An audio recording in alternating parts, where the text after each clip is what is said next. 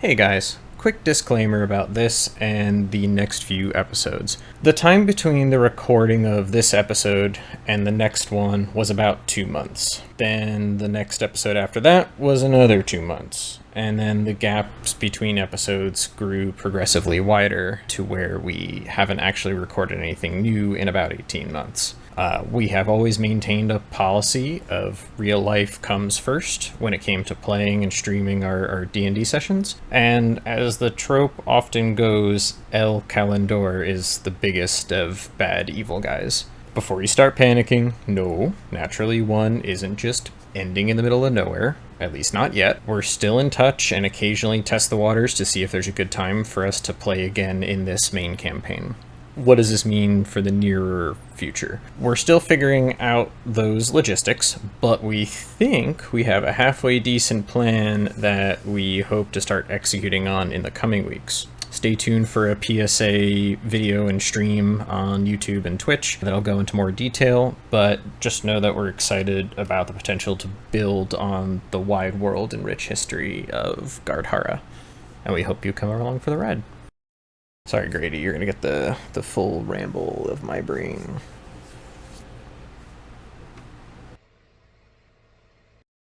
Hello, and we're live! Hello, ladies and gentlemen. What is this madness? Hello. Ladies and gentlemen, boys and girls, ladies and gentlemen, boys and girls, welcome back to Naturally One. Welcome back to Naturally One. I am providing a very unique commodity. Please tell me the names of your companions. Who, what, when, where, and why? I don't know if you've captured Hal yet. Bob is sleeping outside and boiling acorns and having a good time. Hey, how's our patient doing? Still alive back there, buddy? Bob, I want you to roll me some percentile dice. Not only is there no pulse, he's cold. I guess that's one less thing we have to drag around. I got horns, I got some teeth, kind of sharp. I got some tricks up my sleeve. And make sure that we don't cut ourselves on glass. This one's mostly can we dead. use one of the dead bodies to break out the rest of the jagged glass at one of the windows so we don't hurt ourselves? If you look close enough, you might notice that his eyes are moving so fast that you wonder how he can see anything. And I'm going to say, this is for hurting my friends. And I take my dagger and put it right underneath his chin. Right.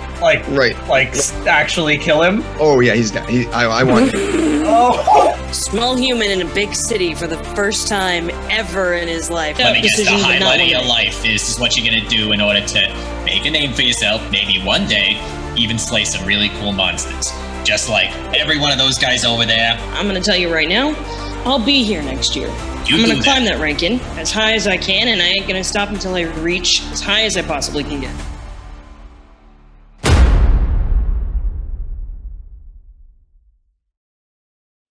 Ladies and gentlemen, boys and girls, and non-binaries, and every other identification. Because there's honestly guys, gals, and non-binary pals. There you go. I saved. That's a great one. Yeah, no, that's perfect. But anyway, we're here. Last we hung out here. Last we ventured together. Party had come to the mines to the west of the city of Golden Spires in order to seek out a couple of quests all at the same time. There was some tasks to investigate what possibly is a terrorist cell. There was also the hopes of finding some information around some missing persons in town. And a cat. Oh, yes. And the cat. That's right. We have some missing cats. Little bit lower on the priority than the missing persons, but, missing cats. How dare you? If you're going to equate cat lives to people lives, We're not equating. We're just valuing them more. Okay. If we're going to value the cat lives more, I suppose that's allowed. Okay. Anyway, so we're down in the mines, and while meeting up with various individuals, there was a kidnapping. A certain Chlor was taken while watching a prisoner of sorts for the party. The prisoner and his compatriots were able to quickly subdue Chlor, mostly by putting him to sleep when he failed his check. Dragged off to Lord knows where, and the rest of the party has been searching for him basically since. In the last 2 sessions, the 3 sessions now at this point. the party finally was able to meet up with Chlor, who had, in some sort of adventure of his own that has yet to be really conveyed, escaped his bonds and met on one side of a tunnel as the party was at the other side of a tunnel, and what was going to be a very nice meeting together turned into a fiery run for their lives, in which we unfortunately lost Theo, as he was working his hardest to keep his friends alive. Party has since lain Theo to rest the best they can beneath a mushroom grove that glows faintly and has provided them with many a small snack. Upon venturing through some of the tunnels, the party has faced off with some disturbing mushroom, fungal, humanoid entities who kind of were able to lay a pretty heavy beating into the party the one time. And then as they've continued down to explore and find their way, hopefully, out of here, they reached what they believe to be the atrium. An area under construction. Hard to tell how long ago it's been, since anyone's really touched it or expanded upon it, but there's not a whole lot around to indicate when it was last properly delved into.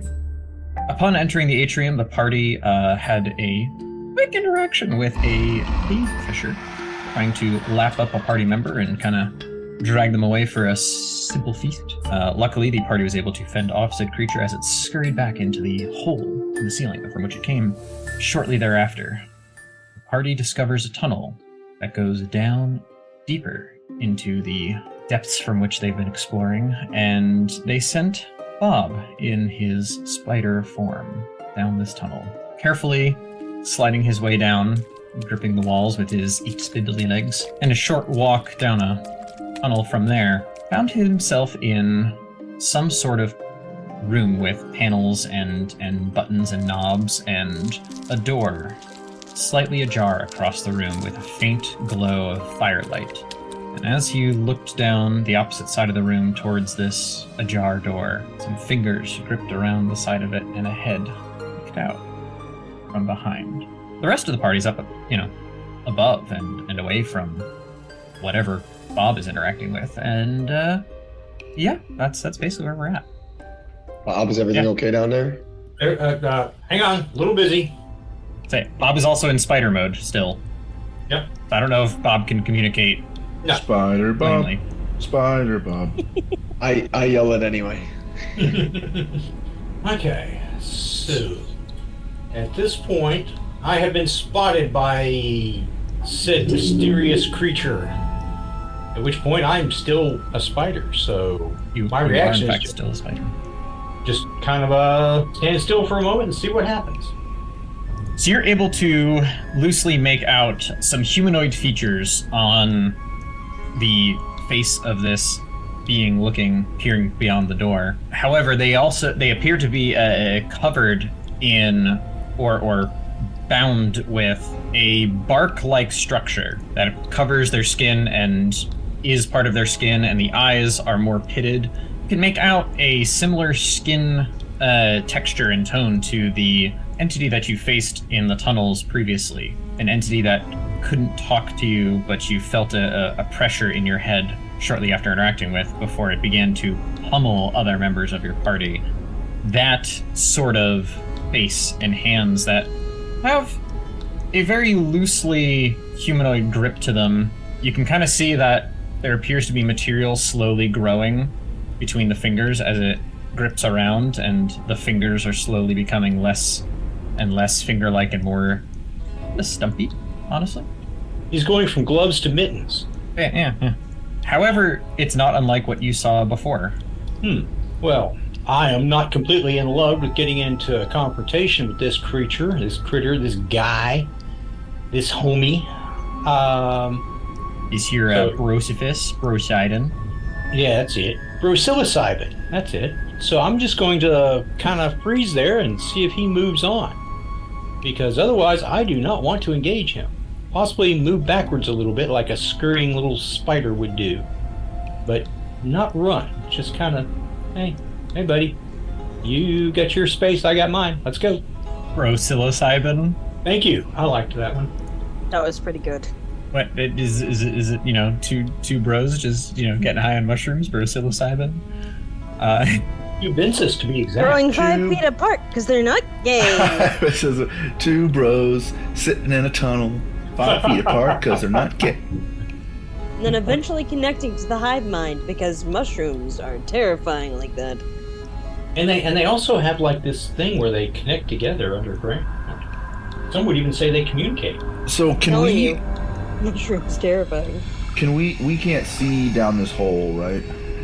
Nope, you see none of what Bob is seeing. And you can't really, Bob can't really talk to you, so. I yell again, Bob, what's happening down there? Really, really loud. I don't know that spiders have the ability to make a sound. They you watch don't. Bob slowly as the shoulder of this entity tries to slide its way through, and you can kind of see it slowly mold and kind of bend, and you hear like an uncomfortable, dry crunching noise as its shoulder kind of just like shifts its way through the space. So is it moving towards me, or is it moving away from me? It is slowly trying to enter the room. Ah, screw this, I'm out of there. Since he is slowly struggling to get through that door, I'm going to take this opportunity to walk back up to where I came from. I've had enough of this. So you make your way back towards, the short tunnel, and then, you guys are able to see the dark mass of a spidery entity at the bottom of the down. Do you climb all the way back up? You just kind of scurry back to the party?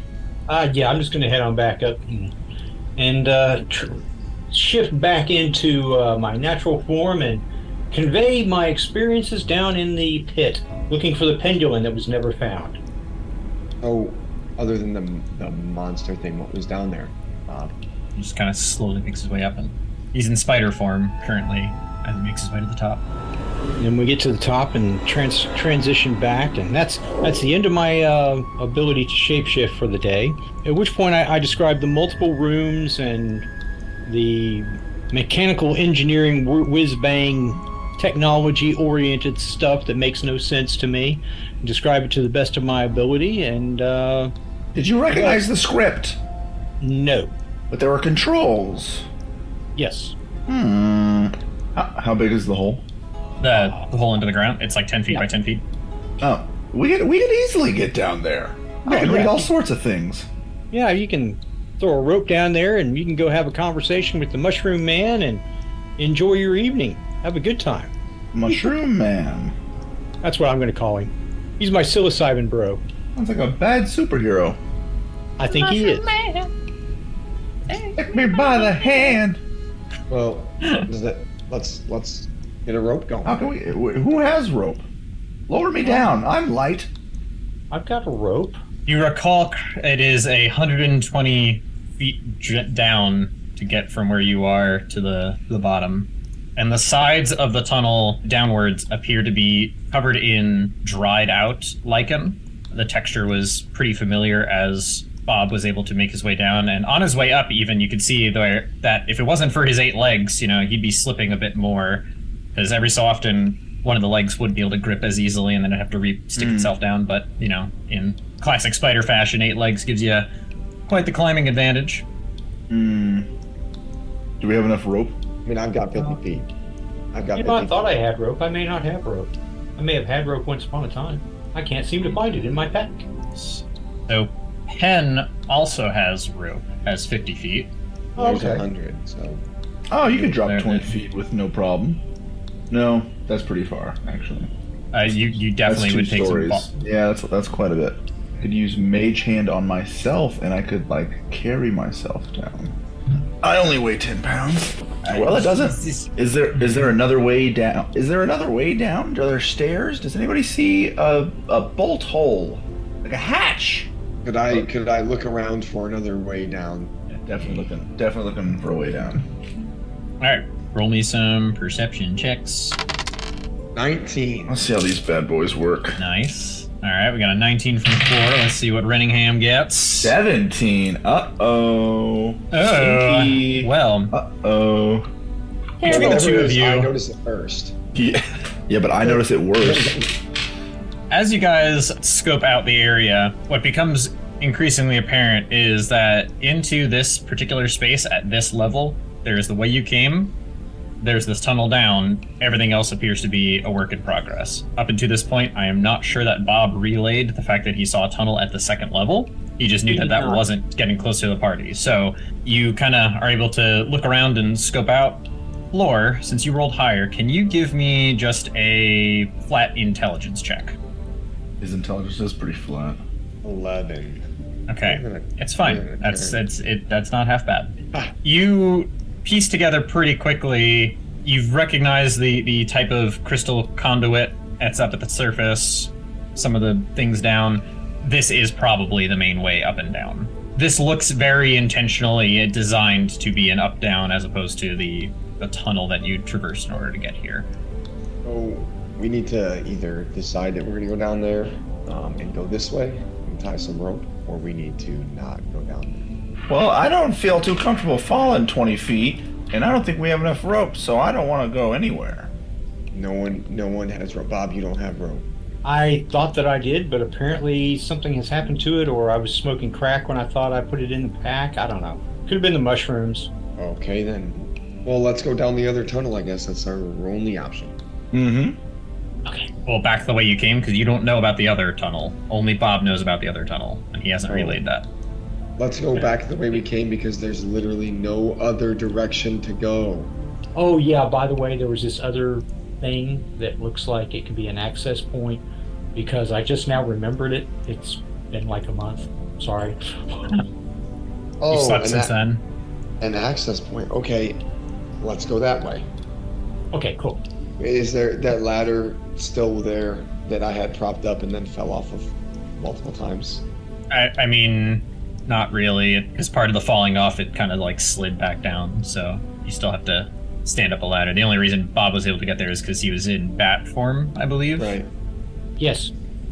Well, let's help each other get on top of this platform, please.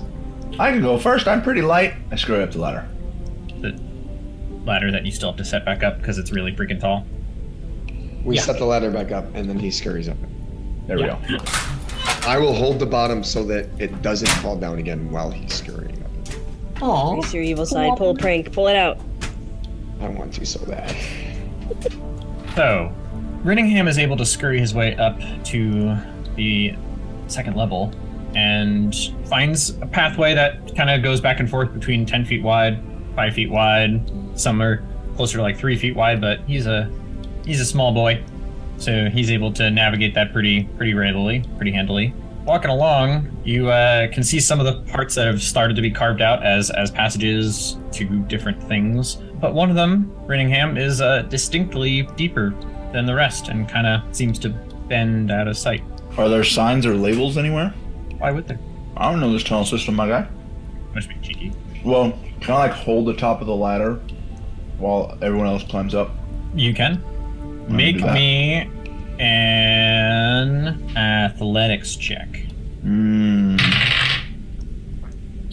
4. Okay. Who's climbing up the ladder next? Me. Rinningham, I have an idea. Uh-oh, that's the worst kind. Never mind, you don't have a rope.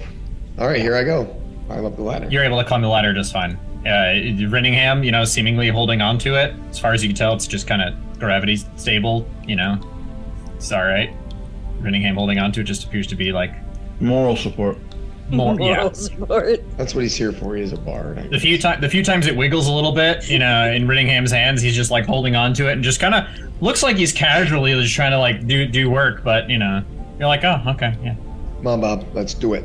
Get Okay. We'll climb up the ladder. And Penn too. You come too, Penn. All right, so there's a lot of these tunnels up here, but there's one in the back that goes quite a ways. It seems like that might be the way to go. While these other ones look kind of like dead ends. So Penn makes their way up the ladder slowly and kind of scopes out what you guys are talking about and makes their way towards that hallway and peers down it. It's like, I don't see any light at the end of the tunnel.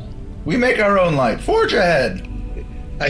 I shoot an Eldritch blast down the tunnel. Look, there it is, right at the end. No, why? And we walk. No, that was a joke. You gotta be careful with those things there, Dave. You can't just have Chlor running around just shooting Eldritch blasts all over. I'm not Rinningham. I'm not just gonna light the tunnel on fire. Oh, okay. Huh. Imagine. Weird. Still haven't forgotten about. Are we having a visibility problem? We have people that can't see? Yes. All right, in that case, I'll just kick on a little light spell. What are you lighting up? I'm carrying my scimitar, so we'll just cast light on it. Aha, sting! All right. Blows in the presence now of have Asimar. a 20-foot radius of light, just and then another a bright light, and then another 20 feet out of dim light. And since it's a cantrip, we'll just renew it as necessary so that the party has some type of artificial light available, and we can not trip over ourselves. And it lasts, what, a few minutes right now? Oh, it lasts an hour. Oh my gosh, yeah, you're good. Yeah. Lasts an hour. This seems like it would have been useful. Instead of like a torch or a lantern? Yeah, instead of anything involving fire. Alright, so we're going down this tunnel. We didn't realize that we were a fire hazard at that point. Now we know that we are a fire hazard. Alright, we're following the light down the tunnel. Chlor's going to be in the back of the group and outside of the 20-foot radius. I'm on the bleeding edge. I want to see what's around this corner. Or I want to see what's at the end of this tunnel. So Renningham's in front, Chlor's all the way behind. I'm gonna say Penn is up there with Renningham. Bob, you have the light, so I guess that puts you in the middle somewhere? I would assume that everybody else is positioning themselves around me, so I'm wherever they aren't, for a lack of a better way of expressing it. So, yeah, Penn, who has dark vision, is up there with Renningham. The rest of the light is kind of over you guys' shoulder as you head down this tunnel. The passageway is about 10 feet wide, and your guys are able to travel about 40 or so feet down before it starts to really bend. And turning around the bend, you see a crack in the ceiling where a thick red toned vein of the fungal mass appears to be across the ceiling and heading further down. And it kind of has tendrils that are out to parts of the ceiling, just a little bit kind of haphazard, but it's very similar to the red tone that you were seeing on the stalk or vein of this that was coming from the tunnel and up along to where the whole cave fissure came out. How far is the ceiling? About 10 feet up. Cast Mage Hand, and I want to poke the vein. Okay. Does it do like the light thing with it?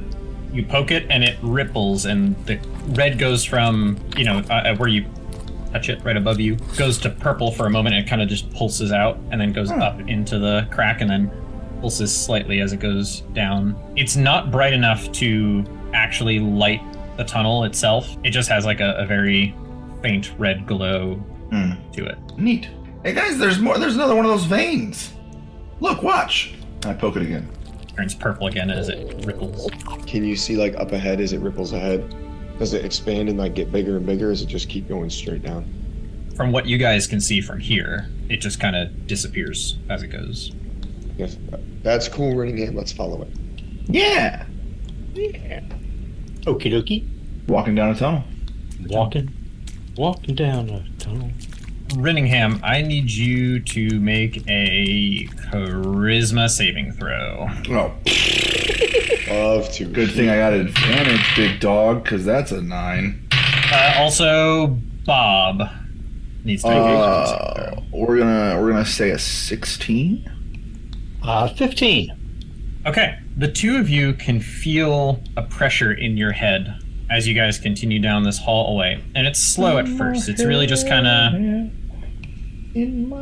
probably good 15-20 feet from where Renningham poked the ceiling, that it kind of tickles in the back of your head. It's like the skin in the back, the hairs in the back of your neck begin to rise, but it's another probably 30 or so feet down before suddenly it's just present. And it doesn't feel threatening, but it also doesn't really feel benevolent. It's like the feeling you're being watched, but instead of it just being the physiological sense, it's you two specifically can feel something in your head as you go. Does it feel like an Excedrin headache? You are talking to the wrong person. Okay. Does Excedrin give people headaches? Is that a thing? No. That's an old television commercial. When you have an Excedrin headache, it's only Excedrin is good enough to treat it. Isn't Excedrin just like aspirin and caffeine? Pretty much. Yeah. Okay. Am I able to like massage that presence in my mind? Like, does it seem It's just a pressure that I feel. There's no like intent behind it. You haven't discerned an intent yet, but you can certainly try to whatever you want to try to do. Yeah, I want to see if there's if it's just like a pressure like being underwater, or if it's just like something trying to communicate. Roll me an insight check, unless you are planning to like telepathically reach out to it. However, nah, not yet. Insight check is a 16. In short, it's a little bit of both. There is it's a pressure as if you were swimming deep, and you can just kind of feel it, where you would expect it to be all over your body or in your lungs, or this is all just kind of in your mind, and it's not. No, it would be. It's like it's slowing your thoughts down just a touch, just enough to know that it's there, but not enough to really keep you from moving forward or continuing your tasks. Okay. However, as to the nature of it, you don't really detect any real intention from it. Gotcha. Okay. Simply because I don't remember if I've done this before, I'd like to do a knowledge nature check, see if this is reminiscent of anything that I'd experienced in the past. Okay. Go for it. Knock your socks off. Let's go. My woolen socks. Hey, I don't recognize Jack Diddley. Oh my gosh. Is that the first nat 1 of the night? That's it. Oh, you're starting off so good. So, roll me some percentile dice real quick. Okay. 26. Yeah, no. There's not much about this that is distinctly recognizable to you, unfortunately. Now, the most familiarity is to your first interaction with the fungal humanoid and some of the initial sensations that you had in your head during the beginning of that encounter. So that's not something you really need a knowledge nature for, but it's the closest thing you could relate it to. Yeah, you have never experienced anything quite like this to discern the true nature of it. At least not that you can recall. That's fair. You got to have that experience to draw from, and we're still low level. All right, so you guys continue down. The rest, floor. You don't really feel anything in your head. Neither does Penn. So yeah, let's keep going. Renningham, do you keep your mage hand out to do anything with it, or are you dismissing it? Nah, it got dismissed after I poked the vein. Continuing further down, the branch of the fungal mass slowly thickens, where it was probably oscillating between 4 and 6 inches, depending on where some of the veins dripped off to other parts of the ceiling briefly. Slowly reaches 8 inches. Continue down, it's closer to 10 inches. You can see where parts of it are just dripping or even drooping slightly down from the ceiling. In those spots where it droops, it lets out just enough light that you can make out a small patch of the floor. The floor doesn't have that silty material to it. It is a rough hewn stone floor. And then I need you all to roll initiative. Wait, what? Really? Just a stone floor. I'm into it. I'm ready. I'm ready. Are you, though? That is a 12 total. I am most definitely not ready. I'm in the back in the dark anyway, so it would make sense that I have the last initiative. All right, Renningham, what did you say your initiative was? 12. I rolled an 11, but I have the plus 1. All right, Bob. Bob, are you really down a ton of health? Yep. Yeah, because he got sucked off by that ceiling thing. Phrasing? Is phrasing still a thing? Still doing phrasing? He was attacked by something. We're not playing that type of game, I don't think. Yeah, I've been told that it is R-rated, but I was just gonna kind of pretend like I didn't hear that. So, Floor. I rolled a 4. You are the one who hears a thumping noise beside you as a large fungal humanoid comes to the ground and swings and smashes his fist right into the wall. And you can see above, in the thick red vein, a pit. And in that pitted part of the ceiling it's purpley and black and grotesque looking, and it kind of just looks like a sore in this vein that's been going along the ceiling. It's a sore in Mother Nature. It does not land. It's it. However, I do need you to make a Constitution saving throw.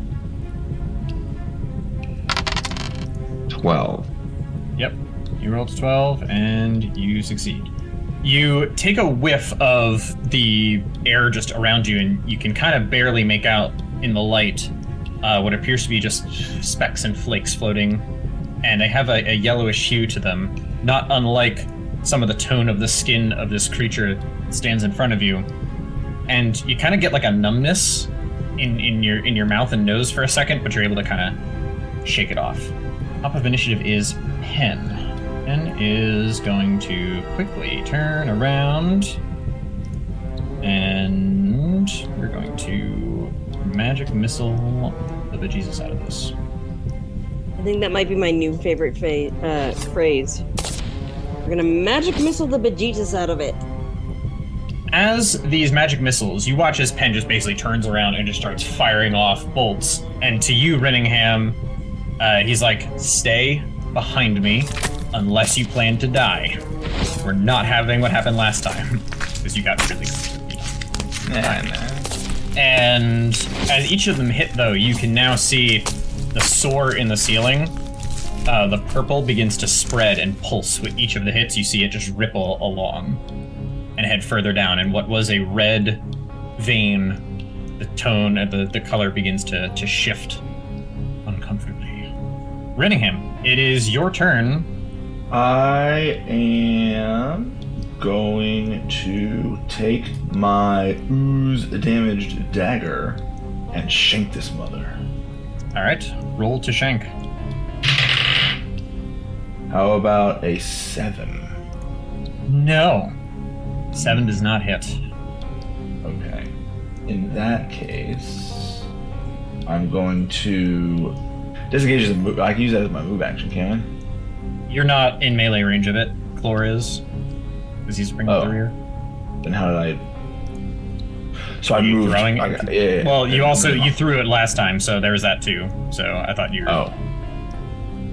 Throwing it again. I was not throwing it again. I was going to move up. Okay, I moved so you up move to it. stab. You can...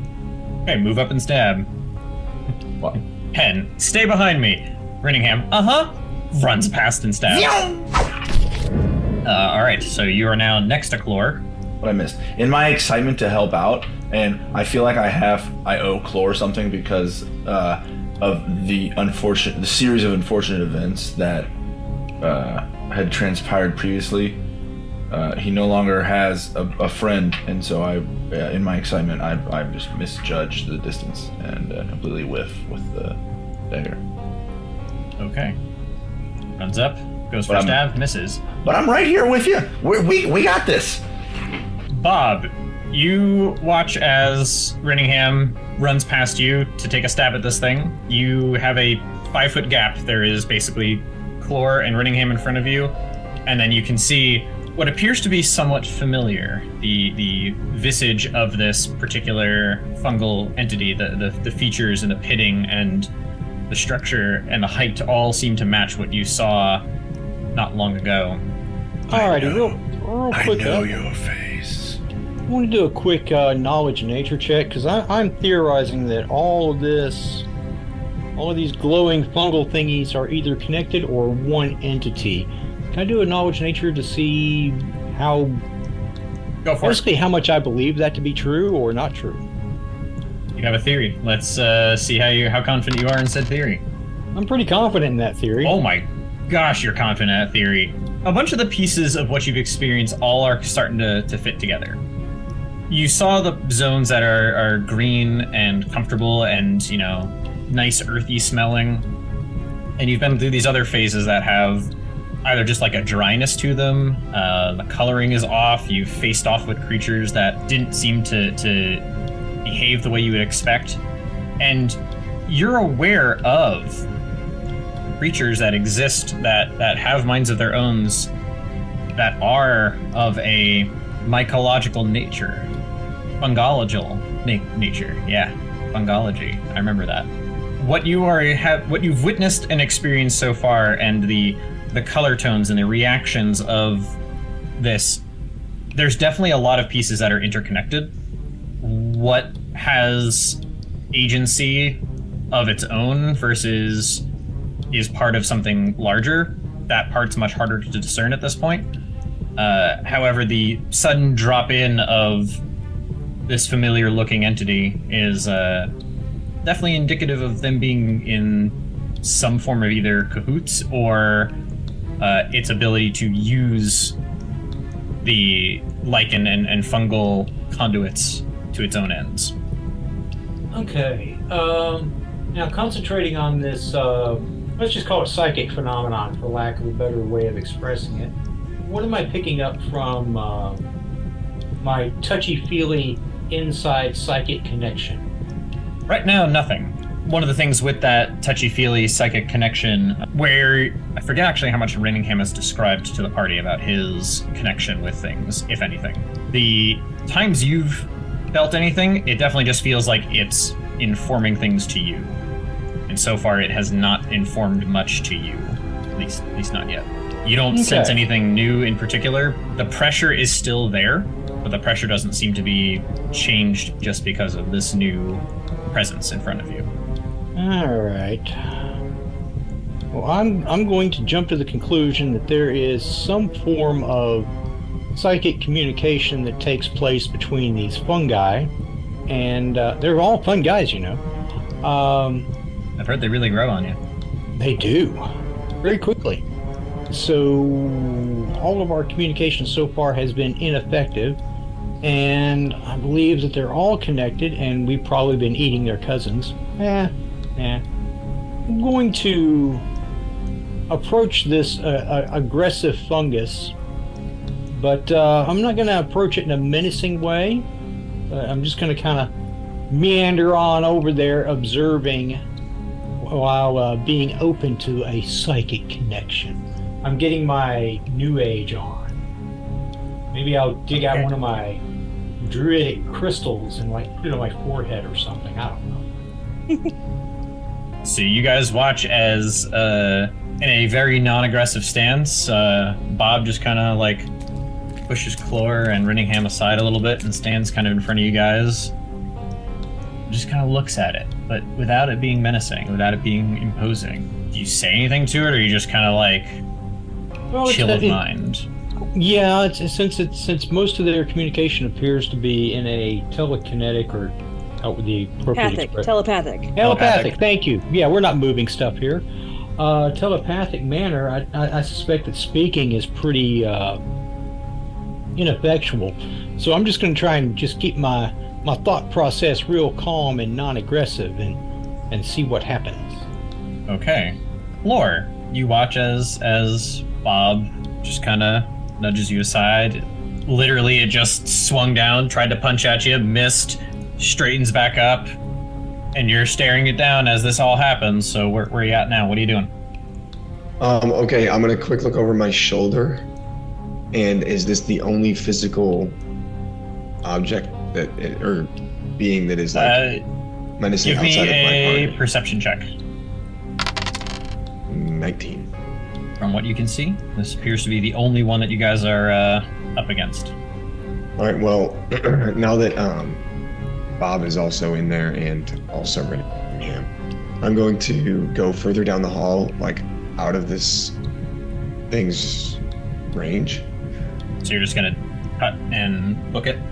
Yeah, not far, just like 15, 20 feet. Does it swing at me? If you use your action to disengage... I'm not going to. I'm going to use my action later. I'm just going to walk, like, just go down. So I'm not disengaging. I'm just leaving its bubble. As you go to move away, it just kind of, with its big stumpy arm, just kind of like tries to take a at you. And you can see it just kind of like try to avoid Bob off to the side. As it tries to swing at you as you move away, it was kind of fixated on you as an entity, despite the fact that it took some shots from Penn at the moment, but it is further back. So it missed? Correct, it missed. Okay, I'm going to cast Witch Bolt at it. Which bolt are you casting? What? I see here. Werewolf? Oh, they're wolf. They're a castle. I got the jokes, folks. I got the jokes. So my little metal emblem on my wrist starts spinning, and just a crackling burst of energy comes out, and I roll an 8. An 8 does not hit. Okay, well, that's my turn. You can guys see as, Kalor just kind of like tries to make his way back, fires off a bolt, and just kind of goes wide, and you can kind of see it shoot down and just kind of disappear down the tunnel. Splashes a little bit against stone way back there. Bob, I need you to make a charisma saving throw. Oh wait, that's not the one I wanted to do. All right, wrong button. Button of wrongness. Button of wrongness? The wrong button. Yeah, there we go. Here's the button of rightness. Rinningham, you hear this clearly, but Bob, it is more of a feeling than it is words. But Rinningham, you can feel more distinct, clear thoughts of kill, lead, right. And so for Rinningham, you get these 3 ideas. For Bob, it's a lot more of just a pulse. It rides along with the pressure that's in your head. It's a pulse of just menacing energy. And it's definitely not thrilled. Actually, Clor, I need you to make a charisma saving throw as well. 13. Okay. You get the same sudden pressure in your brain that you hadn't felt yet up to this point. And wait, you get these... is that a fail? Because I have saving face, which I will use if that is a fail. If I fail a saving throw, I can get a bonus equal to the number of allies I see within 30 feet. Yes, it is a fail, in a sense, yes. Okay, so then it's 16. Okay, so you are now aware of the pressure in your head, but you are not getting any sensations of thought or will, but you are now aware of a sudden pressure in your head. So, Rinningham, you have distinct thoughts. Bob, you have menacing, and it's directional. You can feel it coming from this thing that stands in front of you, but it doesn't take any further action.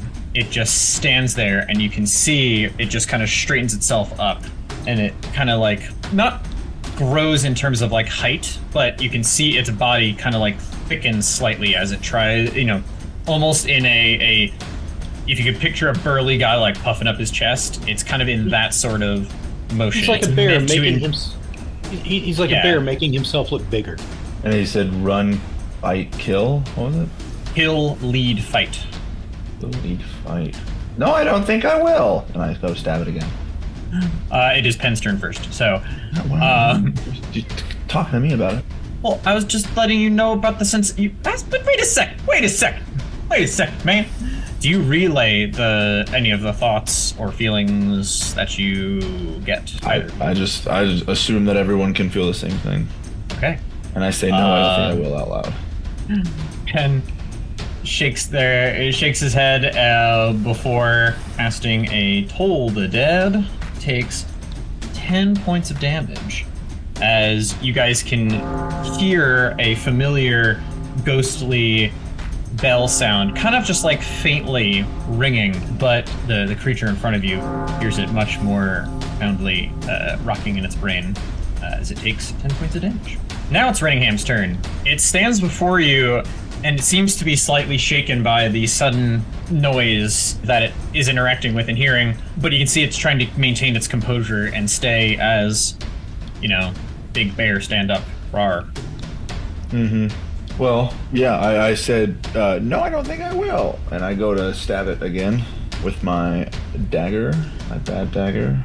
Okay, stab it with your bad dagger. Son of a... That is a 6. You go to stab it, and as your dagger kind of like slices into its barky flesh, the stuff just kind of like breaks off. Like it doesn't really even seem to be consequential. Just kind of like you've scraped off some dry skin kind of levels of just like, yeah. And it doesn't seem to react. Do you move at all, or do you just kind of like, and then nothing? I guess I'm gonna kind of try to rotate around to kind of get behind Clor a little bit. All right, so you're gonna basically kind of skirt yourself behind Clor.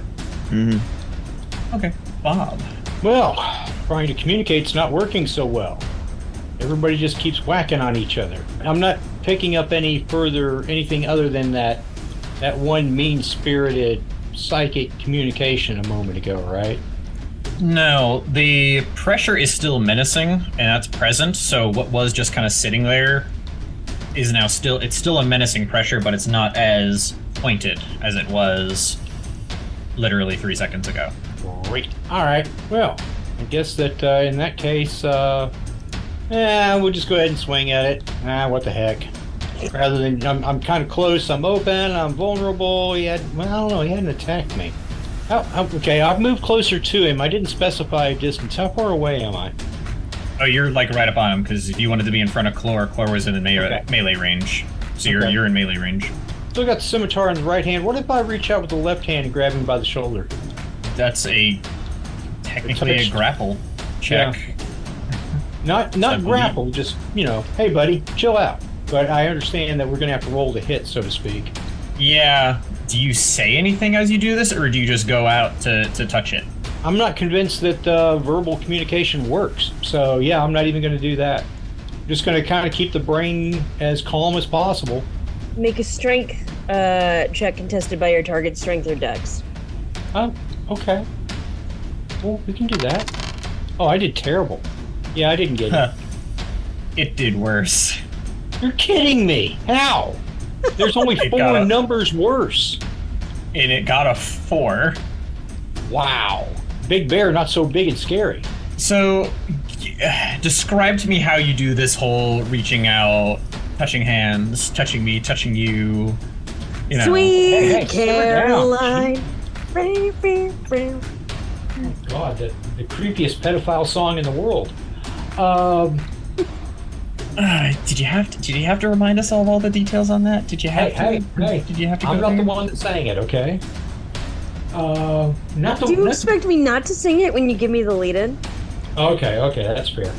It's just like how you would just the same motion and approach that you would do if you were to reach out and grab somebody's shoulder and go, "Hey, buddy, just simmer down." Roll me persuasion check. Persuasion. Gently escort him to the ground and then try to persuade him to. Wait.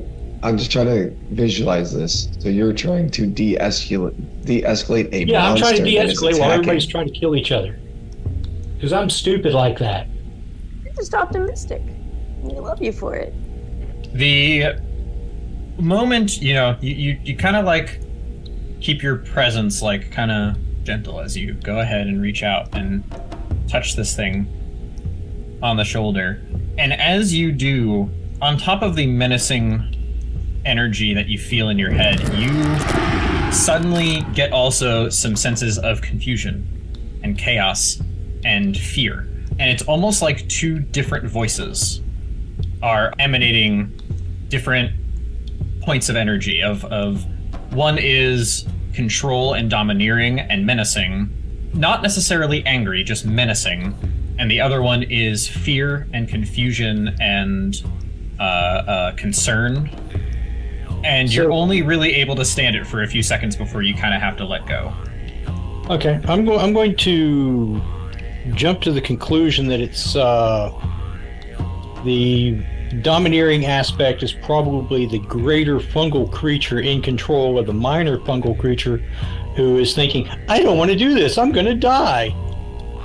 That's how I'm going to interpret that.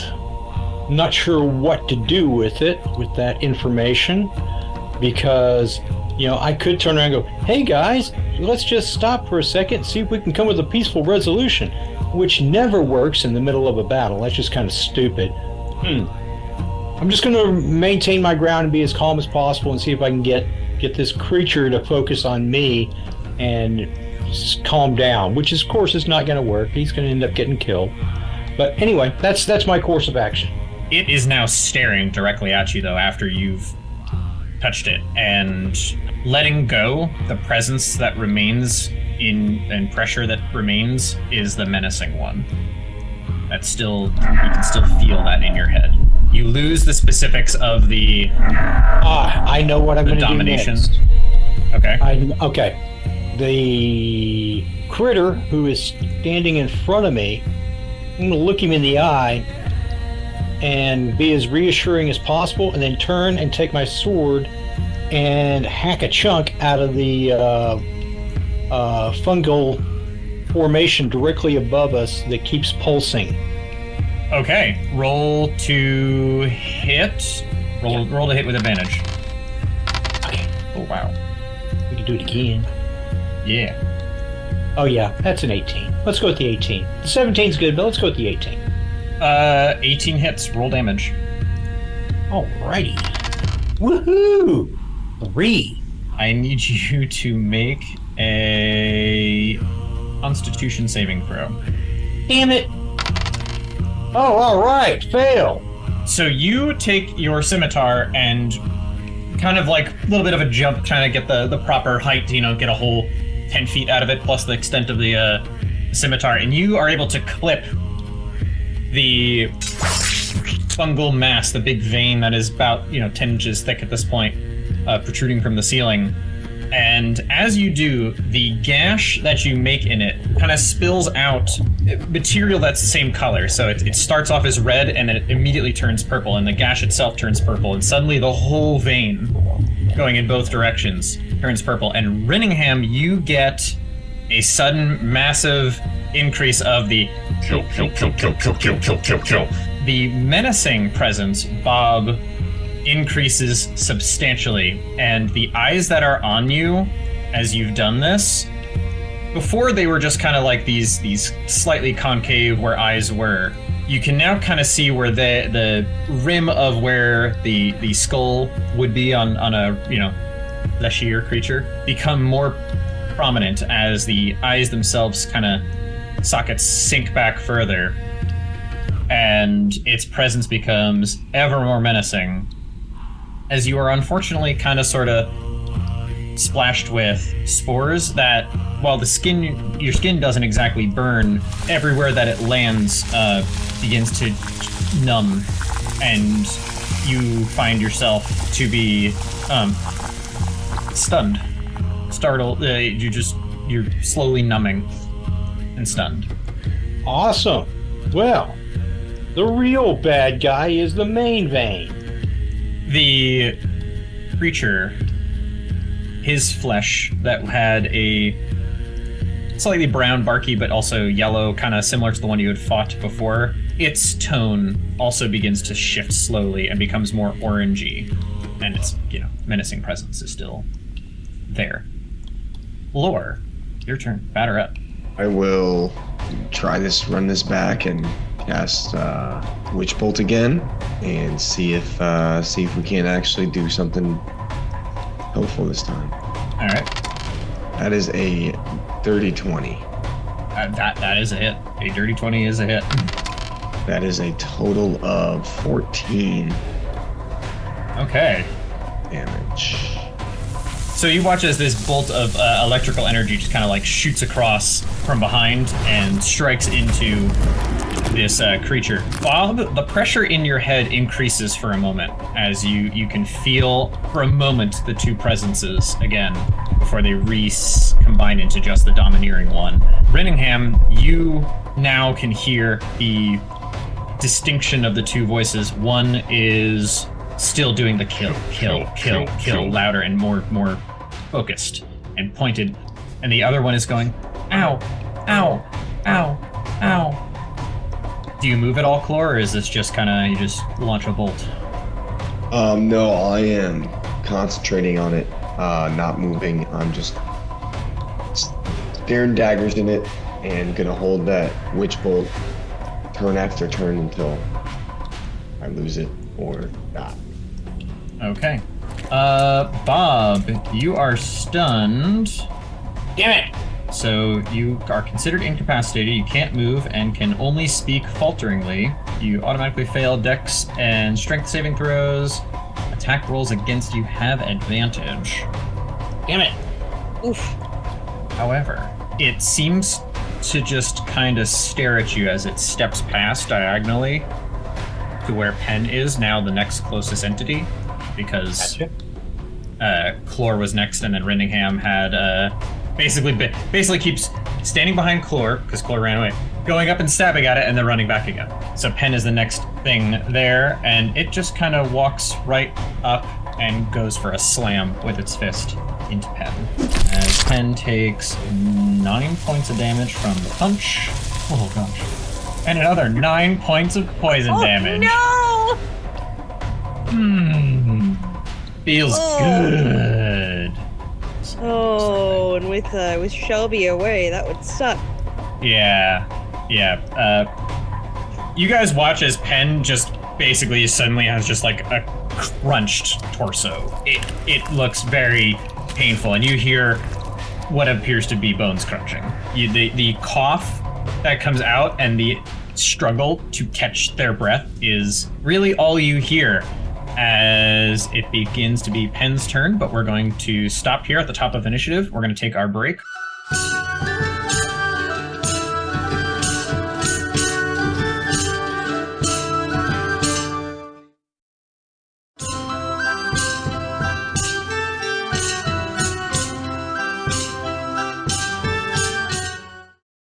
And we're back.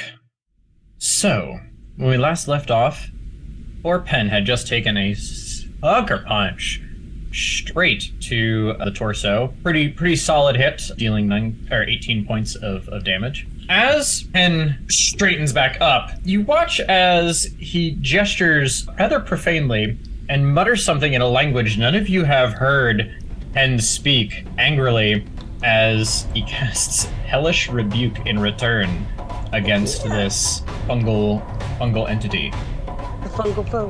The fungal foe rose a 2 on the dexterity saving throw. Nice. No!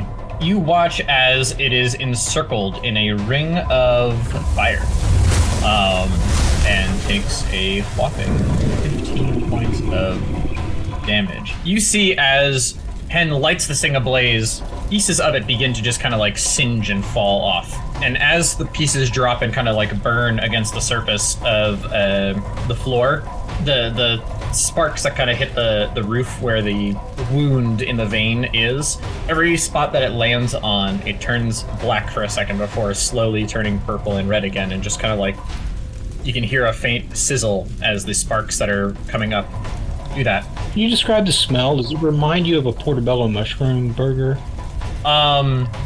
Smells like burnt wood and earth. Okay. I was hoping for first. mushroom burger. At first, because the menacing pressure in Rinningham and Bob's heads, and actually even you, Floor, the pressure that you were feeling subsides, and the kill goes away, and all Bob and Rinningham can feel is the sensation of agony as its body burns slowly. The flames subside with the spell, and its body just continues to kind of like smolder. It stands there as we're gonna go for another casting of Magic Missile, as Pen is just fed up with this thing being right next to it. So we're just gonna pop 3 of those. So we're gonna pop 3 of those off. 1, 2, 3. As Pen deals another 9 points of damage on this thing. And what you are left with, standing there, is this charred, pained creature that was once trying to stand, puff chest and everything else, and now just looks timid and afraid, as each thing that got kind of blown off of it has left more of like a skeletal structure in place. And Bob, you can make out what appear to be humanoid hips, what appear to be chunks of possibly rib. Does this finger bone I have match up to any of the skeletal remains of this creature? You have not had time to analyze that level of anything. Okay. And it just kind of stands there, shaking, barely standing. Rinningham, it is your turn, as Pen is just there, standing there, seething in pain. Not nearly as much pain as this guy. I think the sensations of fear and pain are really the things that you can feel in your head the most. Yeah, fear and pain. I'm gonna kind of turn that back on it and cast Dissonant Whispers. And I'm just gonna say, you think this hurts? You think this is pain? This is nothing to me. I live with this pain. You're in my head. This is my head you're in. Okay, as it needs to make what type of save? I believe it needs to make a wisdom saving throw. What's the DC? 15. It succeeds with a 16. That's okay. It takes half damage of 3d6. So it's 3, 7, 10. So 5 damage. You make your dissonant whispers. And as you do, you can hear them too. It's your spell. But the fear turns to panic and then turns to grief in a very eerily similar fashion to the last time you faced one of these down. And you just hear a quiet, why? I'm not playing that. You can't fool me once. Shame on you. The ground. Where last time it kind of slumped to the side and there was mass to slowly absorb it into the wall, into the floor. This here just lays there. And it's a charred, thinned husk. The ceiling stays purple and red, and you are out of initiative. Okay, so do I need to do my saving throw to see if I have recovered? Yes, you may do your saving throw. Constitution, right? That it was. 16? 16? Huh? The numbness subsides. Woohoo! Alright, checking on our little necromancer buddy over here. Our angry little necromancer buddy over here. What kind of health are we in? Like pretty terrible? Yeah, no, they're flashing pretty orange, you know. Yeah, if yellow is caution and orange is bad and red is I'm about to die, they're comfortably in the orange. Okay.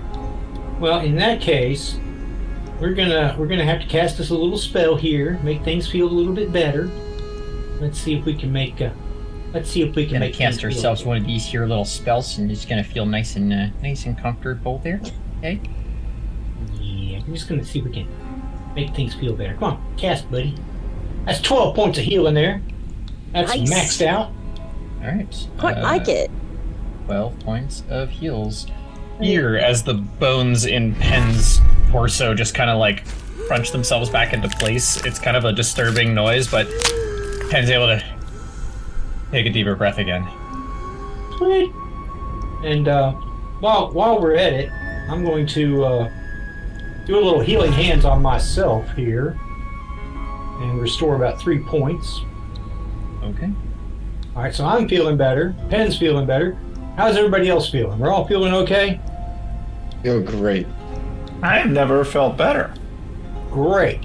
Now I am dying of curiosity. Our little dead mushroom friend here. I'm going to see if this finger I have fits.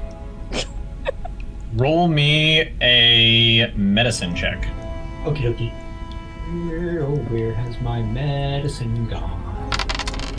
Ooh, that's not so good. That's a 9er.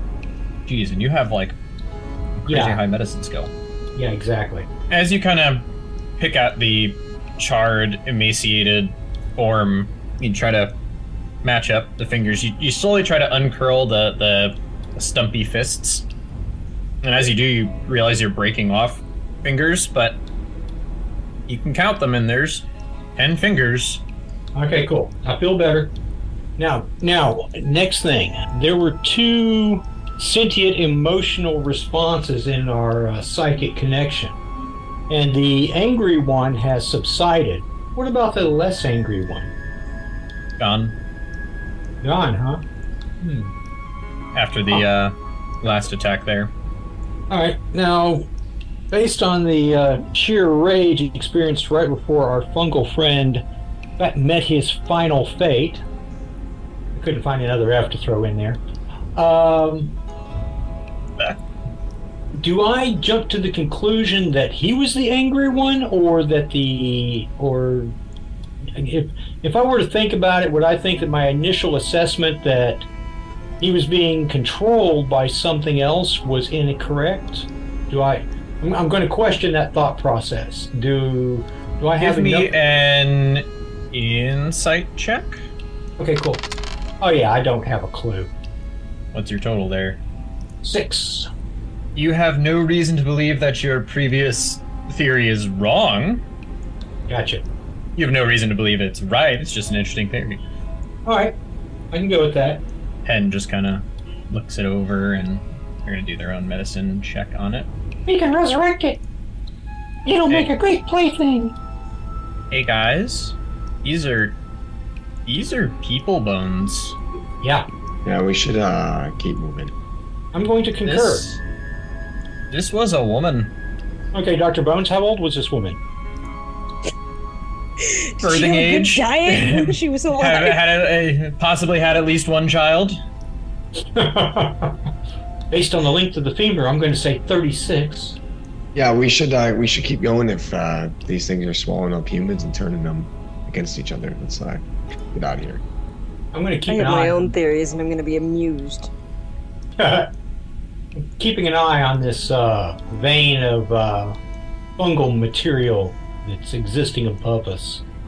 I mean, is this the makeup of this thing? Do all of its parts belong to itself, or is it a bunch of... Ooh, Frankenstein's monster? Roll me an investigation check. A homunculus. An investigation check. That's a dirty 20. How careful are you with your investigation? You're being thorough, but how careful? Very careful. Like, I don't really want to, I want to touch as little as possible. Okay. But I want to inspect closely. Okay, so I'm going to try to find the balance of those two ideas as you kind of gently poke around this body. As you make your way, poking it around at it, looking at the arms and the legs and the height, it appears to be a singular entity. That doesn't appear to be anything that is distinctly mismatching, except when you get to the shape of what you can make out of the skull.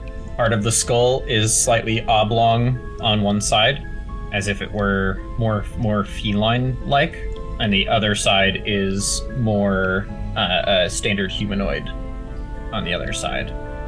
Right, so this specific makeup, like this specific entity in front of me is not familiar.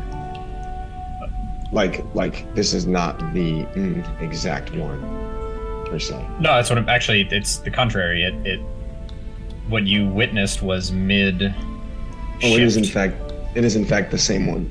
It looks very suspiciously like the exact one. So I will say nothing, and I will look and see if I can see where it came from, because somehow I was in the back of the group in a tunnel, and this just appeared. Can I see where this came from? So up in the ceiling, you can kind of see a spot near where Bob had sliced, where what had been a slight droop as you guys had walked by. And I was actually genuinely surprised that Rittingham, who had done some pokes and stuff before, didn't touch it. It had drooped slightly and sagged a little bit in as you just kept on going by, and it was thicker as you went down. That is no longer there, and it appears to be this purple-rimmed, slowly blackening in the middle, sore in the fungal vein that is at the surface, or the top of the ceiling. Oh. Hey guys, I think the that room that I was in might be directly above us. Remember when I said that I had seen a control room, and then outside of it was body parts? I think that's directly above us. So does that sound like a place that we want to go towards or go away from? Well, I don't know where we are. And I know where the control room is because it's on the map. So that might be a point of reference to use. But we'd have to go through the floor, which I don't think is possible. And so if we look in the map, we are here, but one level lower. There's a lot more body parts up there that could potentially be either remnants of this or this continually happening. So we may actually want to avoid that. But just think, if we could control the remnants, if we could control these homunculus eyes. Settle down, Pen. It'll be okay. It seems like this was, I don't know that the control room was for this. It was just, this was outside of the control room, if that makes sense. But think of what we could control. Pen just looks at Renningham. Yeah. Do you want to go back down to the control room there, Renningham? I just nod my head enthusiastically. If I got the map, does this now thinking that I know generally where we are, just one level lower, can I see like the direction that we may be traveling? And if that is, roll me a survival check. 19. So as you're thinking all of this through, the standout feature is that everything you've done has moved you further and further up so far. You guys spiraled upwards until you reached this point that is the atrium, and then you went up another layer and over as you've kind of winded your way down this hallway. So where you were and what you understand of the control room is actually down from you, not up. Okay, so do we want to go for this control room, or do we want to go out? Because if we're going up, I assume that means we're heading somewhere that's going to help us get out. But if we want to get to the control room, we need to go way down, because we are multiple levels higher than... So the control room is back where Spider Bob saw something rip around the door. Yeah. Peek out and start making its way through. Yeah.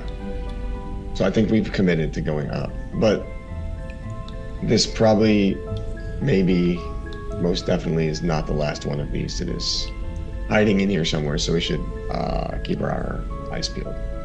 Very, very quiet. Be very, very... We're being hunted by wabbits. That kind of makes our mind up for us, because we've gone so much higher up and started ascending, so instead of backtracking, let's just keep going. Does the color of the vein currently, is that familiar to me from that room with the little body parts going across? No, the color there was a sickly yellow, like a bile-y yellow. Okay. And it was like a pale, and even as you watched them move, like there was a wetness to them, like think chunks of slime mold just moving along, just with the reminiscence of limbs and body parts. Is Bob's light? Oh, it's still on. He has an hour, and he's been replenishing it as needed, so he's still got... It's a cantrip, so he's got light. Oh, yeah. All right, yeah, it's on forever. Let's keep going. And just kind of gently fix the body, and it doesn't really move a whole heck of a lot. Okay. The natural. Grabs his finger off the floor, sticks it in the pocket. Alright, you guys continue onwards. Alright. Who's leading the way? What's the marching order? I'll go first this time. Alright. Floor. You can kind of see further and further ahead as you guys are making your way down that the red vein just slowly continues to thicken as you guys go. Every about 60 feet or so, it seems to grow about an inch thicker. So it's very gradual, but it's pretty distinct. But instead of spreading across the walls like the rest of the lichen and other things have, this has stayed as just this solid vein, and you can still see kind of wisps of purple in it. Tendrils of purple have continued to stretch this far. Does anyone else think it's weird that we should be heading up and out, and that it seems like we're just getting deeper into this, and like this is, whatever this is, getting bigger and stronger? Well, I figured we would just head up, but I don't know where this thing is leading us. Well, it's leading us up. It just doesn't seem like it's leading us out. Oh, well, up should be out. Yes, Renningham. That is exactly up. Up should be out. Very good, Renningham. Very good. Let's keep going. Look at this, guys. Renningham's learning. All right. Slowly but surely. All right. We keep going. It's a bloody miracle is what it is. Is it still red? It's getting bigger. Is it still the same color? It's staying red, but you can see these wisps of purple. It almost looks like, actually, it doesn't almost look like. Bob experienced it directly. Inside this vein appears to be some wisps of what look to be like some sort of flowing liquid. Because when he sliced it, it's what splashed down onto him and caused, some paralysis for a hot second there.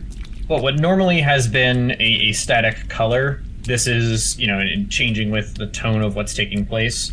Red being usually like, oh, things are amped up. This consistent red with these spindles of purple that have shown since your last interactions. It's hard to gauge if the purple is along the whole vein the whole time, or is it just staying barely ahead of you? I walk faster. You guys all watch as Clore just slowly just picks up speed and starts, fast walking. Oh, I like it here. I want to go. Give me a perception check, Clore. 14. You keep trying to stare at the ceiling as you're walking forward, and you're looking ahead, and then you're looking up, and then you're looking ahead. The rest of the party, are you guys keeping up with Clore as he kind of like double paces, or are you kind of just letting him do his thing real quick? Probably just letting him do his thing, but trying to keep up, but I got short little legs. Just keeping him in sight, but not exactly stressed out over staying pacing with him. Okay. Clore, I need you to make a dexterity saving throw. Yes. Should have tied those shoelaces. 6. Oh, gosh. Okay. So, you keep going from looking ahead to looking up to looking ahead to looking up, and as you look up, you are seeing the end of this purple trail, and every couple of steps you see it kind of shoots another, couple of feet forward, and then it shoots another couple of feet forward, and you're beginning to pick up the pattern of it seems to wane and then push, and then wane and then push. Not terribly dissimilar to how the pulses would be happening back when you were in zones that the pulses would ripple across. Except this appears to be an ebb and flow, almost like it's kind of like if something were breathing. And you watch as it sharply turns upward, and you do not see the couple of steps right in front of you, and you tumble down them. Nice. Okay. All right. You take 3 points of bludgeoning damage as you basically tumble down some stairs, only about 10 feet, just kind of like... But you land in a circular space. And this circular space has some holes kind of about, 1.5 to 2 feet wide in diameter, just kind of like popping through in. There's a familiar, pungent, wet smell. However, as you brush yourself off and look up, you can see that the red vein goes up and up and up, and another, probably 20, 30 feet up above you, another one pops out from a different direction and goes further and further up. And there's another one that goes out, and there's another one that goes in a different direction. And you can see above you, about 100 feet or so up, just this thick, several feet wide, red mass. And they all appear to, all the different directions all appear to have slightly different tones to them, where the red meets with some orange, the red meets with some yellow, and they all appear to have this similar pulse that you saw as the purple was coming up. And as you get yourself together and the party catches up after watching you disappear, down a flight of stairs, the purple makes its way up further. It hasn't reached the top yet. Is there anything you try to do? The purple is making its way up. You can now see that the vein that is the tunnel that you guys were coming from, you guys were barely keeping ahead of the bulk of the purple. Is how thick is the vein that the purple is going through close to me? As it's going up, it's about still the 10 to 12 inches thick, just like making its way up. I don't have anything that I can cut that with because it's also Guys, we better hurry. I think we're gonna be in trouble. What makes you say in trouble? Why would we be in trouble? Because I think that's a signal that's gonna let everything else know that we're here. What makes Get you rid of think it. I can't. How far away is it? So, It's like at the ceiling. it's Eldritch making its way Blast. towards the ceiling. Do you want to do that? Roll to hit if you want. Do you want me to try and get rid of it? Yeah, stop it. Okay. Have we not learned from past mistakes here? I mean, no. Pen's like, monsters back there, purple up here, deep underground, and no power? What are you so thinking we say in trouble? I was trying to figure out a way to Jar Jar Binks it, but it's just not gonna happen. I mean, I feel like if that gets to the top of the ceiling, it's going to notify everything that we're here anyway, and then we're going to be screwed. So, I don't know. Reading Hand told me to get rid of it, so I will 22 to hit. Out there, leaking in here. That's a hit. Not shaking. Oh, power. When are you so thinking we saw in trouble? Oh, max damage, 13 force damage. Great. Okay. So you guys watch as Clor blasts off another Eldritch Blast, and are you aiming like right ahead of the purple? Trying to cut it off? Yeah. I'm aiming right to right. I guess not. I'm aiming for the point of the purple. I don't want to get in front of it. I want to hit direct on the purple. front edge, Okay. the leading edge. You succeed, and you burn a hole in the vein, and you watch as the purple that was pulsing upwards now begins to spill slowly along the walls. Oh, that could be worse. And the purple vein behind the rest of the party as they've been entering the room, you guys can watch as it begins to dim and go black. And what was a 10 or so inch protrusion begins to relax and subside against the ceiling. It stays dim and purple, but the edges of it kind of go black, and you can see where, as it kind of edges itself into the rock, it tries to tendrils, small, but many of them start to slowly spread out across the ceiling. Flor, you watch as the red and orange along the ceiling that had been kind of connecting to this point, at where you shot it, sears black. Okay. And the purple, as it spills along the walls, you can see it starts off very fluid-like before it eventually begins to kind of grip and almost seem to intentionally spread out sideways, and the topmost part where you had cut it seems to kind of seal and cauterize itself. And you've separated the two triggers, but the purple continues to make its way along the crevices of the wall. You also get a nice big splash of stuff as soon as the bolt hits, and I need you to make a Constitution saving throw. As I'm saying, so close to a 16, but that is an 8. You are dead. No, you are considered stunned, except in the way that Bob had gone numb before. The spray, you took a breath in of it, and it had this sickly, bad beer, bad ale. There's a bitterness to it, but there's also a fruity sweetness. There's just this weird conglomeration of flavors in your mouth as you breathe in, as you get splashed by it, and suddenly all of the colors look very vibrant. Ooh. And your mushrooms. dark vision. You have dark vision, right? Or do you not have dark vision? Sure do. You do. Your dark vision gets really squirrely, because you're able to kind of see the textures of the walls, but instead of it being rock, it looks like crumpled paper. And the purple that's coming along is kind of making these really cool patterns and stuff as you start hallucinating. Very cool. The sounds look so cool. Hey, Theo, how are you doing? Get a load of this. Oh. Sorry, that was too far.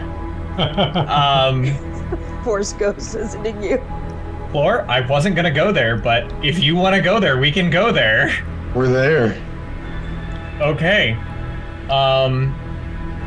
The rest of the party, you guys see as this happens, as the bolt kind of splashes there, and you can see this purple, like some of it drips to the ground. You see that Chlor kind of gets a bit of a splash in it. Bob, you immediately are like aware that, oh, that could get real interesting real quick, because that's no good. No bueno. Chlor, I need you to roll me some percentile dice. Okay. 14. That should be awesome. So you guys all watch as Chlor, just like after shooting off this bolt and is now doused in this stuff, and you're now into the chamber with him, you can kind of see a bunch of it that's splashed around him just begins to kind of dry up and turn dark. As Chlor continues to just kind of look around and then sits down for a second, and he looks to your side, and there is your buddy, Theo. Good pal. Isn't this neat? Look at all these colors. So glad we came down here. I've never seen something like this in a cave so dark. How many dark caves have you been in, Theo? It really I mean, there's the one just outside the town to the west that, we used to use every so often for mining stuff. But Chlor, I got a question for you. What's up, buddy? As he turns to you, his face is now charred on one side. Oh no! Why is it? Why do I hurt all over, Chlor? I need you to roll another Constitution saving throw. Do I have anything? Do I have anything in my hand? Oh no! It's not going to get better. It's a 6. I scramble back. Oh, okay. This is a bad trip, man. And you see as Theo's arm reaches out to try to pull himself towards you because you were sitting down. His arm is spindly and charred, and his hand kind of cracks as it moves, and the burning texture begins to slowly creep up the other side of his face as he moves towards you. The rest of the party, none of you guys are seeing other than Chlor is slowly moving himself backwards. Not slowly. Is the word recoiling slower than you think it is, Chlor? Oh boy. Bob. Well, I'm sorry.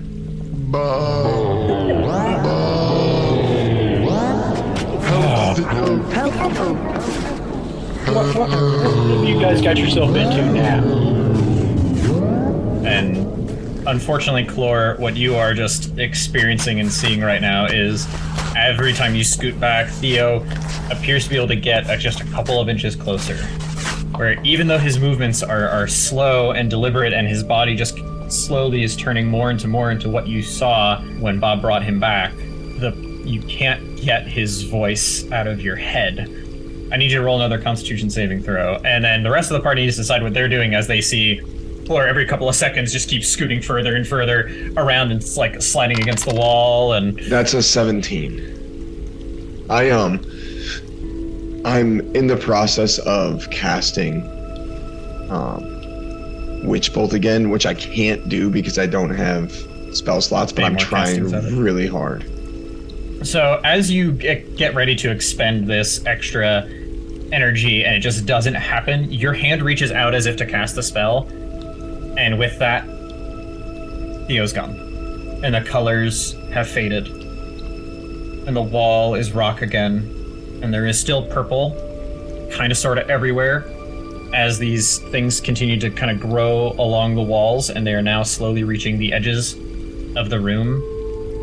I look at my compatriots and try to decide if this is something that that happened in 10 seconds like I thought it did, or was long and dramatic and drawn out. So it's more like for you it was closer to 30 to 40 seconds of this, but for them it was more like 20. Oh. Yeah. What they saw was much quicker. There was only 3-ish rounds of activity for them. So that's 6 seconds-ish per round. It felt like a lot. You felt like you were scrambling for a lot longer than that. You were able to have a little bit of a conversation before his head turned. I'll just cough it away. Try my best to make it seem like that was just a weird, like, that didn't really happen. Hey, stay away from that purple stuff. It smells bad. I don't know. Let's keep going. Is there another Hold on. direction to go? Hang on. Let me check you out real quick. Let's do a quick medicine check. Okay. That's a 16. I mean, you know what happened. You watched what happened. Yeah. We're just confirming that that's all we've got. So physically, he looks all right.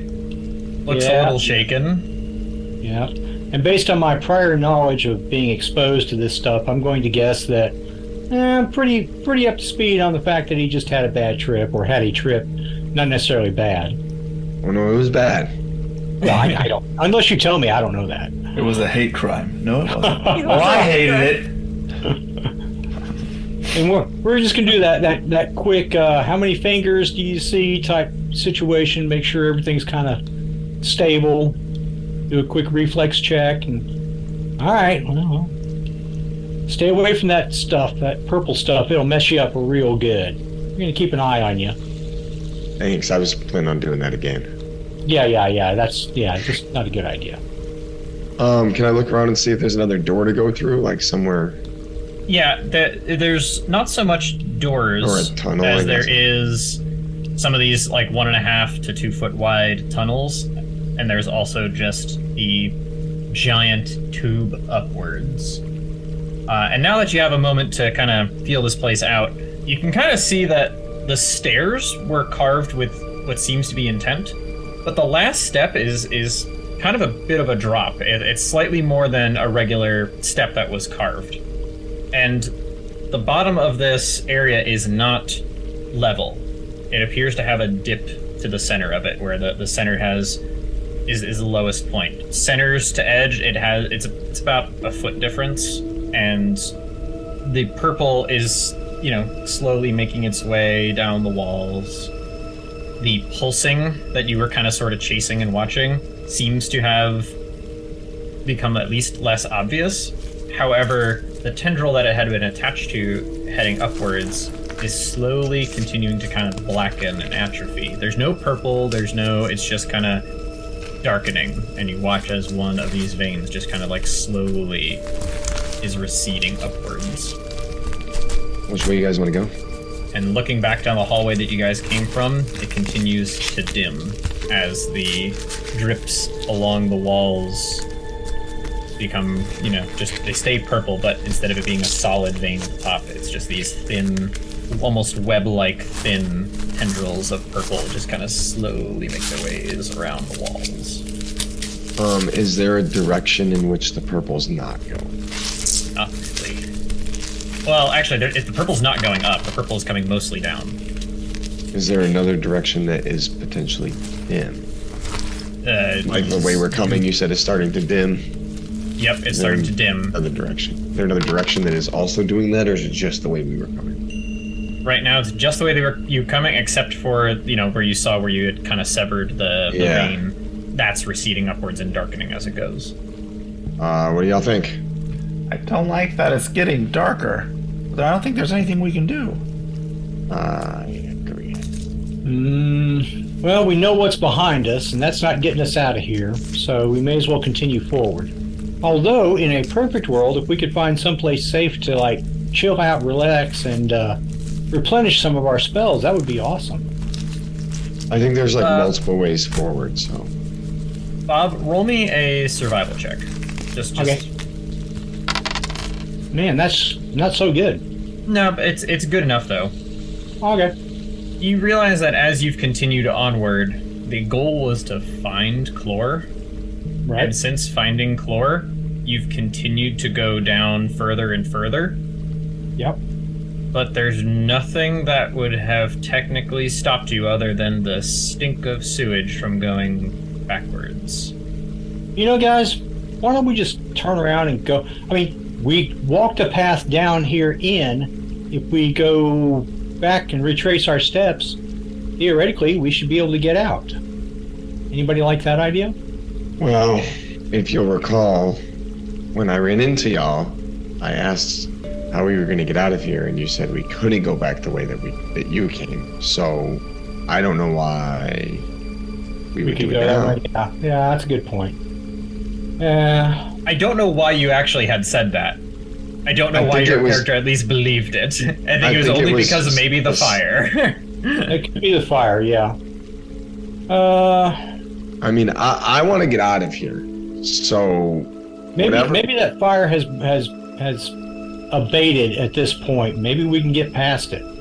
Well, so we're just gonna, for reference here, we're just gonna quickly reconvene on how you've traveled so far. You came in to the Mushroom Grotto and found 2 exits from the Mushroom Grotto. You went down one and found Chlor, and that was the fire tunnel. And then you went down the other one, and that's where you guys have gone down now. You have not once yet backtracked past the Mushroom Grotto. Right. Maybe we should just go back to the Mushroom Grotto. If nothing else, just so that we can kind of rest a little bit, because I don't know about you guys, but I'm running a little low on spells. And I like being able to cast spells. And it's like, yeah. I feel like we should have done this before. Do you know how to get us back? We just go back the way we came. And I start walking backwards. Yay. Alright. I guess we're going backwards. Starting to backtrack. We do our fair share of that, so. This is not a bad place to kind of stop. Gotcha. It's safe to say we make it back to the grotto without any... I don't think it is safe to say that, Stuart. There's nothing in between us. Well, we now have a dead vein that's going the other way, so there very well could be something between us. If you can talk the DM into signing off on it, and we get back there easily. Rittingham, do you really want to try to like beeline all the way back? I love this idea. One roll, and if not, all hell breaks loose. Oh, I mean, there's nothing. We already know the way to go.